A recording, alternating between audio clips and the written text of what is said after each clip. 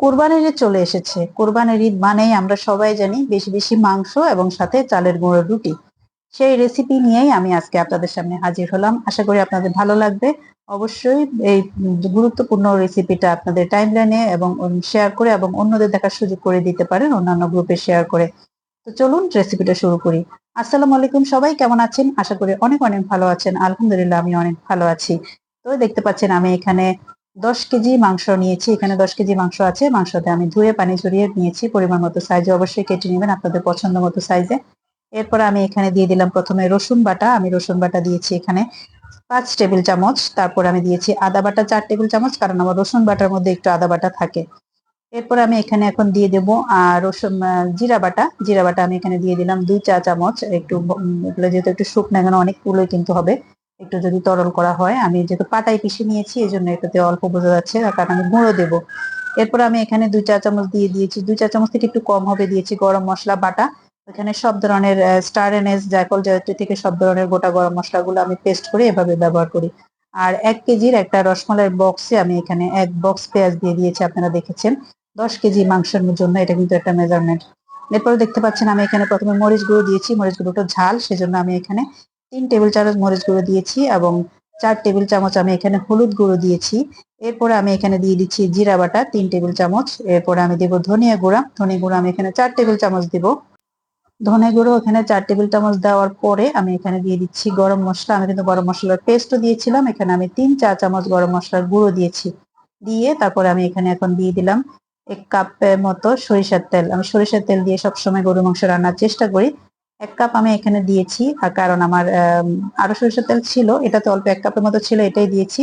আর আমি এখানে একটু সয়াবিন তেল অ্যাড করব, এই জন্য আমি এখানে 1 কাপ দিয়েছি, আর একটু আমি পরে দিব সয়াবিন তেলটা। পরিমাণ মতো লবণ, সবাই জানেন আমরা লবণটা পরিমাণ মতো ব্যবহার করবো, এটা সবাই জানি কতটুকু দিতে হবে কোথায়। আমি এখানে পরিমাণ মতো লবণ দিয়ে এখন আমি এখানে দিয়ে দিলাম সয়াবিন তেল। সয়াবিন তেল সহ এখানে প্রায় 1.5 কাপের মতো হয়েছে। এই 1.5 কাপে যে 10 কেজির মাংসের মধ্যে কিন্তু আমার 1.5 কাপ তেলে যথেষ্ট হয়েছে। আর এটা রেজাল্ট রান্না শেষ হলে আপনারা দেখতে পাবেন কি পরিমাণ তেল উঠেছে মাংস থেকে। মাংসের মধ্যে যদি চর্বির পরিমাণ কম থাকে তাহলে অবশ্যই আপনারা এখানে 2 থেকে 2.5 কাপ তেল দেওয়ার চেষ্টা করবেন, কমপক্ষে 2 থেকে 2.5 কাপ, ঠিক আছে। এরপর আমি দেখতে পাচ্ছি সুন্দর করে এগুলাকে একদম হাত দিয়ে ভালোভাবে মাখিয়ে নিচ্ছি, প্রতিটা মাংসের সাথে মশলা যাতে লেগে থাকে। আমি কিন্তু আধা ঘন্টা এভাবে রেস্টে রেখে দিয়েছিলাম। রাখার পরে এখন আমি এখানে বড় এলাচ সহ যত গোটা গরম মশলা আছে, লবঙ্গ, গোলমরিচ, ছোট এলাচ এবং তেজপাতা, দারচিনি সব দিয়ে আমি মাংসটা কিন্তু এখন চুলায় বসিয়ে দিয়েছি। এখন আমি ঢেকে এটাকে রেখে দেব। একদম ফুল স্পিডে আগুনটা দিয়ে দেবেন। এই পর্যায়ে দেখবেন মাংস থেকে প্রচুর পানি ছাড়বে। পানি ছাড়ার পরে যে দেখতে পাচ্ছেন এর মধ্যে আমি আরো 2বার নেড়ে দিয়েছিলাম। মাংস কিন্তু নিজে থেকেই নিচের দিকে আস্তে বসে গিয়েছে। এরপরে এ পর্যায়ে শুধু আপনারা একটু মিডিয়াম লো করে দিবেন। আর মাংস বেশি মাংস কিন্তু অল্পতেই সিদ্ধ হয়ে যায়। এই জন্য একটু চেষ্টা করবেন একটু সময় নিয়ে যাতে সিদ্ধটা হয়, তাই চুলার হিটটা একটু কমিয়ে দিবেন। আস্তে আস্তে হলে হবে কি, মাংসের মধ্যে মশলাটা ভালোভাবে হবে, ঢুকবে। আমরা সবাই জানি মাংস যত বেশি কষানো হয় তত কিন্তু মাংসের টেস্টটা ভালো হয়। এর মধ্যে কিন্তু আমার ছেলে চলে এসেছে একটু কষানি মাংস খাওয়ার জন্য। ওরা এমন করে, যখন আমি মাংস রান্না করি তখন ওদের কষানো মাংস খেতে ভালো লাগে। ওদেরকে একটু দিচ্ছিলাম যে দেখুক লবণটাও কেমন হয়েছে, একটু ট্রাই করে দেখুক। আমি কিন্তু এরপরে আর কোনো মশলা, আমার ওই একটা মেজারমেন্টে যতগুলো মশলা দিয়েছি ওই মশলাতেই কিন্তু আমার রান্না হয়ে গিয়েছে। আমি কিন্তু আর কোনো মশলা অ্যাড করিনি। দেখতে পাচ্ছেন কত সুন্দর একটা কালার এসেছে, আর কি পরিমাণ তেল উঠেছে, মাংসতে চর্বি ছিল সেজন্য। এই জন্য এটা সুন্দর একটা কালার এসেছে। আর আমার রান্না কিন্তু হয়ে গেছে, আমি চুলার হিটটা বন্ধ করে দিয়েছি।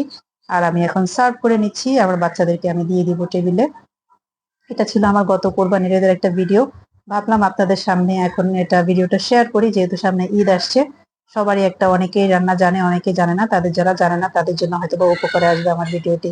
ভালো লাগলে অবশ্যই ভিডিওটি শেয়ার করে টাইমলাইনে রেখে দিবেন এবং অন্যদের দেখার সুযোগ করে দিবেন।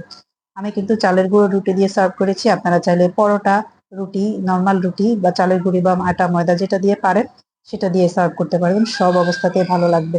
ধন্যবাদ।